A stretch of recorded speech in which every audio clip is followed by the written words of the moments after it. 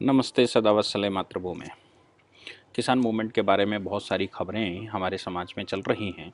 और किसान मूवमेंट कुछ बॉर्डर्स पर तो ऐसी खबरें आई हैं कि लोकल्स जो वहाँ के लोकल रहने वाले लोग हैं जिनको बहुत सारी असुविधा हो रही थी, उन लोगों को बड़ी सारी समस्याएं हो रही हैं। इसलिए अब चूंकि इन्होंने 26 जनवरी पर निशान साहब के नाम से,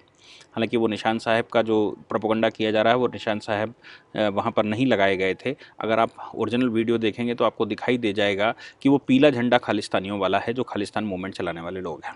हालांकि उसको मीडिया समझाने की कोशिश कर रही है कि वो निशान साहब हैं और निशान साहब मोदी जी पगड़ी पहनते हैं और निशान साहब को लेकर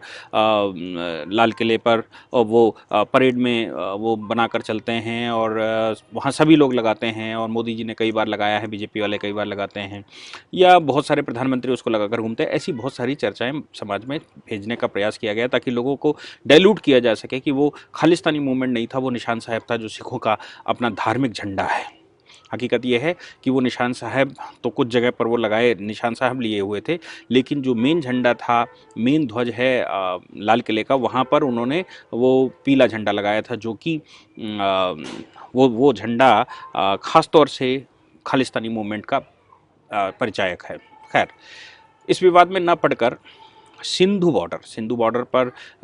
हम सबको मालूम है कि लंबे समय से किसान वहाँ पर बैठा हुआ था और किसान जो वहाँ पर बैठा हुआ था उसको लेकर बहुत सारी समस्याएं समाज को आ रही थी। कुछ लोगों का जो जिनका मेरे पास मेल आया, व्हाट्सएप आए या बहुत सारे मैसेजेज आए, उनका कहना लगातार ये था कि कृपया आप सुप्रीम कोर्ट में इस पर कुछ करिए क्योंकि हमारी तो रोजी रोटी ख़त्म हो चुकी है, हम तो लंगर में खाना खाने लगे हैं, परिवार पूरा विखंडित हो चुका है क्योंकि हमारा पूरा व्यापार ख़त्म हो गया है। कुछ लोग दिल्ली में नौकरी करते थे, उनका उनका दिल्ली में पहुंचना मुश्किल हो गया है। वहाँ जो नरेला सिंधु बॉर्डर की जिसकी हम बात कर रहे थे, वहाँ नरेला और अलीपुर के लोगों ने, जो लोकल वहाँ के लोकलाइट्स थे, उन्होंने वहाँ पर पत्थर चला दिए हैं और वहाँ एक वायलेंस की सिचुएशन उनके बीच में बन गई है। जो लोग वहाँ मूवमेंट कर रहे थे या जो सरकार के ख़िलाफ़ खड़े हुए थे और जो लोकलाइट्स हैं, क्योंकि कोई भी मूवमेंट ऐसा नहीं हो सकता जो लोकलाइट्स को समस्या खड़ी करे। अगर आप लोकलाइट्स की समस्या खड़ी करते हैं तो आपको याद होगा ऑनरेबल सुप्रीम कोर्ट का एक जजमेंट, मैं आपको बताता हूं कि तमिलनाडु के अंदर एक बहुत बड़ी स्ट्राइक हुई थी जयललिता के टाइम पर। यह बात होगी 2003-4 की, और सैलरी को बढ़ाने को लेकर स्ट्राइक की गई थी और बंद कर दिया गया था। ऐसी सिचुएशन में जयललिता सरकार ने एस्मा लागू कर दिया था और एस्मा लागू करते हुए अल्टीमेटम दे दिया कि जो लोग भी स्ट्राइक पर हैं उनकी स्ट्राइक अगर ख़त्म ना हुई तो उनको नौकरी से निकाल दिया जाएगा। फिर जयललिता सरकार ने एक, चूँकि सारे एम्प्लॉय रोड पर बैठे हुए थे, जयललिता सरकार ने उन सभी को नौकरी से निकाल दिया। नौकरी से निकालने के बाद वो ऑनरेबल सुप्रीम कोर्ट पहुंचे और सुप्रीम कोर्ट में जो सुप्रीम कोर्ट ने जजमेंट दिया, उन्होंने कहा कि आपके फंडामेंटल राइट्स प्रोटेस्ट करने के हो सकते हैं, आपके फंडामेंटल राइट्स अपनी बात कहने के हो सकते हैं, लेकिन आपके फंडामेंटल राइट की लिमिट वो है जहां पर दूसरे के फंडामेंटल राइट इन्फ्रिंज नहीं होते। अगर आप अपने फंडामेंटल राइट्स की दुहाई देते हैं और दूसरों के फंडामेंटल राइट इन्फ्रिंज होते हैं आपकी वजह से, तो वो फंडामेंटल राइट्स आपके राइट्स नहीं हैं, वो बैलेंस है।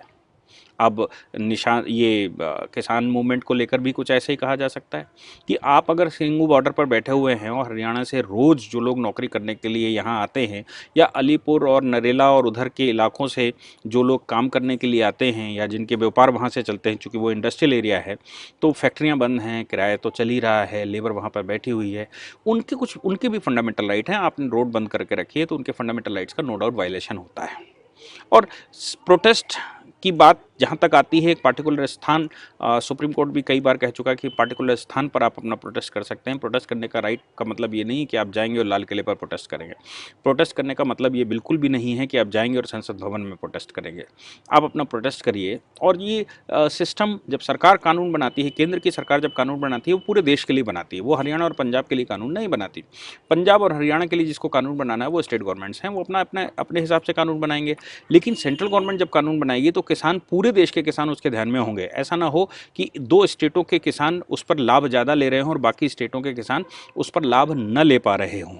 और उनको घाटा हो रहा हो। जैसे उत्तर प्रदेश का किसान, पूर्वी उत्तर प्रदेश की अगर हम बात करेंगे तो वो लगातार लॉस में है। क्योंकि पंजाब और हरियाणा का किसान एक कॉरपोरेट किसान है, उसको बिजनेस करना आता है, वो किसानी में बिजनेस करता है। तो अगर रिस्ट्रिक्शन सरकार ने लगाए थे वो रिस्ट्रिक्शंस हटा लिए गए पूरे देश से, वो रिस्ट्रिक्शन हटाने का मतलब ये हो जाता है कि वो रिस्ट्रिक्शन हटाने से पूरे देश के किसान को फ्रीडम मिल जाएगी और वो कॉर्पोरेट सेक्टर की तरफ बढ़ जाएगा, वो धीरे धीरे करके बिजनेस में उतर आएगा और एग्रीकल्चर बीइंग ए बिजनेस इस्तेमाल करने लगेगा। पहले हम जैसे इन्वेस्टमेंट दूसरे देशों से लेकर आते हैं, तो ये भी कहा जा सकता है कि दूसरे देशों से इन्वेस्टमेंट लेकर आओगे तो भारत की भूमि ही वो ले जाएंगे, भारत में सब कुछ ले जाएंगे। ऐसे ही जो सीमांत किसान है, जिसके पास अभी इंफ्रास्ट्रक्चर नहीं है, जिसके पास अभी खर्च करने को पैसे नहीं हैं, वो क्या कर सकता है, वो अपने खेत को किसी के साथ पार्टनरशिप में कर सकता है अब, और वो इन्वेस्टमेंट करवा सकता है, ओनरशिप उसके पास ही रहेगी, 1 वर्ष की लीज होगी, 1 वर्ष के बाद उसको जिसने भी वो खेत लिया है उसको छोड़ना होगा, हर हालत में छोड़ना होगा, उसका फसल का लाभ हो या हानि हो। तो ऐसे करके टेक्नोलॉजी उसके पास आएगी, कुछ सोर्सेज उसके पास आ जाएंगे, कुछ आमदनी भी उसके पास आ जाएगी, कुछ इन्वेस्टमेंट उसके पास आ जाएगा। और जैसे ही इन्वेस्टमेंट आया तो ये तो पक्की बात है कि एक पार्टिकुलर एरिया के किसानों को अगर ज़्यादा लाभ हो रहा है तो वो जो लाभ है वो मिटिगेट होगा, वो दूसरी तरफ भी बटेगा। इसलिए उनका कहना बिल्कुल रहा होगा, अपने हिसाब से सही कह रहे होंगे कि मेरा लाभ जो है वो कम हो जाएगा, लेकिन उनका लाभ जो कम होगा उसका मतलब ये बिल्कुल नहीं है कि वो बाकी के देश के किसानों के जो लाभ का मामला है उस पर सेक्रीफाइस केंद्र सरकार करेगी और आपको ही लाभ देती रहे। क्योंकि एफसीआई की जहाँ तक भरने की बात आती है एमएसपी पर, वो पंजाब और हरियाणा से ही 80% परचेज करते हैं। क्या FCI food corporation of India पूरे देश से परचेज नहीं कर सकती? क्या पूरे देश के किसान को लाभ नहीं दिया जा सकता? क्या एमएसपी पर पूरे देश का अधिकार नहीं है? आंदोलन किसानों ने शुरू किया और उस आंदोलन के चक्कर में भारत के शहरी लोगों को दिक्कत होने लगी, जो टैक्स पेयर्स हैं, जो फैक्ट्रियां हैं वो बंद होने लगी, जो जो इंडस्ट्रियां हैं वो बंद होने लगीं। अब ऐसी सिचुएशन में अलीपुर और नरेला सिंघू बॉर्डर पर उन लोगों का विरोध करना स्वाभाविक था, क्योंकि हर एक चीज़ की लिमिट होती, कपड़ा भी उतना निचोड़ा जाता है कि वो फट ना जाए, लेकिन आपने लगातार इतना निचोड़ के रखे, आप महीनों से वहाँ पर बैठे हुए हैं, लोगों की रोजी रोटी बंद हो गई है, तो उनका रोड पर आना स्वाभाविक है। सरकार स्टेप ले ना ले, लेकिन जनता तो आएगी ना, वो भी मूवमेंट करने का अधिकार रखते हैं। उधर बागपत बॉर्डर पर जो चल रहा था, महेंद्र सिंह टिकैत के बेटे वो दोबारा बैठ गए, जा रहे थे, उन्होंने कुछ रोना धाना शुरू किया तो वो दोबारा बैठ गए, उनको लगा कि अभी इसमें सब्सटेंस है। चूंकि सरकार ने, उत्तर प्रदेश सरकार ने वहाँ अल्टीमेटम दे दिया कि बिजली काट दी, पानी काट दिया और आप यहाँ इस जगह को छोड़कर जाइए, और वो एक्शन में आ गई। ये शुरू से, मैं आपको बता रहा हूँ कि ये शुरू से डे 1 से इस चक्कर में लोग थे कि सरकार किसी तरह से लाठी चला दे, बस। सरकार अगर लाठी चला देती है, जैसे केंद्र की सरकार से उनको एक्सपेक्टेशन थी, हरियाणा सरकार से एक्सपेक्टेशन थी कि वो लाठी चला दे। अगर वो लाठी चला देती है तो भगदड़ में कुछ लोगों की मृत्यु भी हो सकती थी, भगदड़ में कुछ लोगों के साथ गलत भी हो सकता था, कुछ हादसे हो सकते थे। उन हादसों को बेस बनाकर राष्ट्रवादी मूवमेंट चलाने वाले थे ये लोग। और ख़ास तौर से केंद्र की सरकार, जो राष्ट्रवादी सरकार है, जो देश को देखकर चलती है, जो देश के लिए अपना कार्य करने की कोशिश करती है, विदेश नीति उनकी बहुत स्ट्रांग है, और ऐसा लगता है कि उनको हिला पाना असंभव है, लगभग अभी 10-20 साल तो हिला पाना असंभव है। इसलिए विदेश जो दूसरी पार्टियां हैं, उन्होंने भी उन पर पूरा दांव खेला और उन पर पूरी कोशिश की कि ये किसी तरह से केंद्र सरकार को इतना मजबूर कर दिया जाए, वहाँ की सरकारों को इतना मजबूर कर दिया जाए कि वो लाठी चलाना शुरू कर दें। और लाठी चलाना शुरू कर देगा मतलब 80% जो वोटर है देश का, वो वोटर कहीं ना कहीं इफेक्टेड हो जाए, और वो वोटर इफेक्टेड हुआ तो केंद्र में सरकार कभी नहीं बन पाएगी। जैसे बीजेपी का अपना एक स्वभाव रहा है, वो ऐसा कहा गया कि वो अर्बन एरिया, पढ़े लिखे लोगों की पार्टी रही है, अर्बन एरिया की पार्टी रही है, लेकिन वो देहात में या जिसको हम कहते हैं रूरल एरिया में नहीं रहे। लेकिन अभी पिछले 2 चुनाव से तो लगातार रूरल एरिया में भी है, और ख़ासतौर से उत्तर प्रदेश में जिस प्रकार से योगी सरकार बनी वो भी काबिले तारीफ है। और इन सबके पीछे, उत्तर प्रदेश में जो मूवमेंट है, इसके सबके पीछे खास तौर से जो बात है वो है उत्तर प्रदेश का चुनाव। चूंकि उत्तर प्रदेश का चुनाव बिल्कुल लगा हुआ है, अगले वर्ष उसका चुनाव है और चुनाव की तैयारियां अभी से चल रही हैं। तो ये जो मूवमेंट है, ये एक्चुअली कोई मूवमेंट नहीं है, किसान का कोई अहित करने का मूवमेंट नहीं है, किसान का हित करने का कोई मूवमेंट नहीं है। ये इसमें 2-3 मूवमेंट शामिल हैं। एक तो मूवमेंट ये है कि योगी सरकार को कैसे हिलाया जाए, और जैसे ही योगी सरकार ने ऑर्डर किया, उसका एग्जाम्पल सामने दिखाई दे रहा है, जैसे ही योगी सरकार ने ऑर्डर किया कि यहाँ पर आप जगह को खाली कर दीजिए, वैसे ही सारे इकट्ठे हो गए, क्योंकि इनको मार खाना है।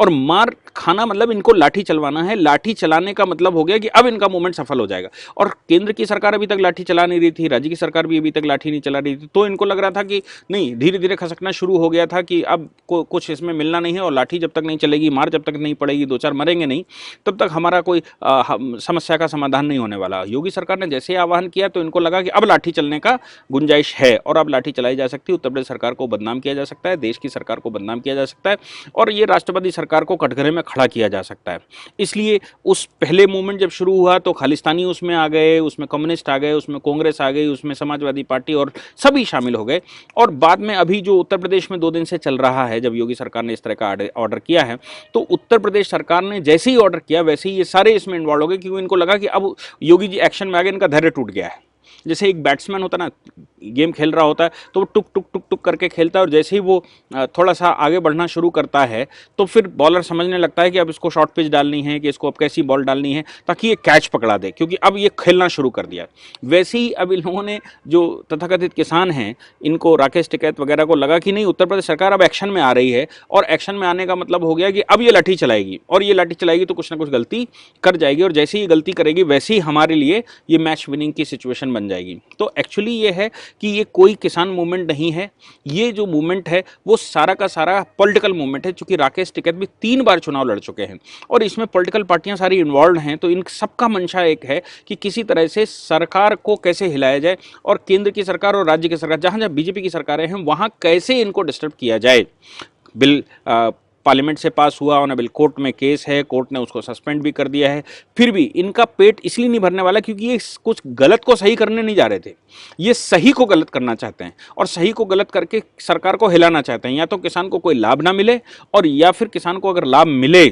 तो फिर सरकार चली जाए। तो ये दोनों ही सिचुएशंस में विन विन सिचुएशन दिमाग में सोचकर बैठे थे, इसलिए ये मूवमेंट चल रहा है। तो मुझे लगता है कि अब योगी सरकार अगर इस पर एक्शन लेती है सही से, तो देश रिएक्शन नहीं करेगा, लेकिन हाँ, ये ज़रूर है कि कुछ ना कुछ कैजुअलिटी तो होने वाली है ही, और कुछ ना कुछ कैजुअलिटी हो जाए इसके लिए ही ये तैयार बैठे हैं। तो बहुत सोच समझ के इसको खेलना पड़ेगा कि ये जो बॉलर है और जो पिच बनी, जो ग्राउंड बना हुआ है, बैट्समैन तो आप हैं, केंद्र सरकार उसमें और राज्य सरकार बैट्समैन तो है, लेकिन ये सारी फील्ड सजा रखी कि आप किसी तरह कैच आउट हो जाएं, कॉटन बोल्ड हो जाएं, या किसी तरह से आप बोल्ड हो जाएं। केंद्र सरकार बोल्ड होने को तैयार नहीं है, क्योंकि वो सीधा सीधा खेलने को तैयार नहीं, लेकिन हिट विकेट करने के लिए ये सारा प्रोपेगेंडा किया गया, और केंद्र सरकार ने बड़े धैर्य के साथ 26 जनवरी को भी बड़े धैर्य के साथ इसको खेला है। इसलिए मुझे लगता है कि आगे भी ये बहुत अच्छे से खेलने वाले हैं, और ये जो पूरा प्रोपेगेंडा है, इस प्रोपेगेंडा को बहुत अच्छे से कंट्रोल करने वाले हैं। Thank you very much.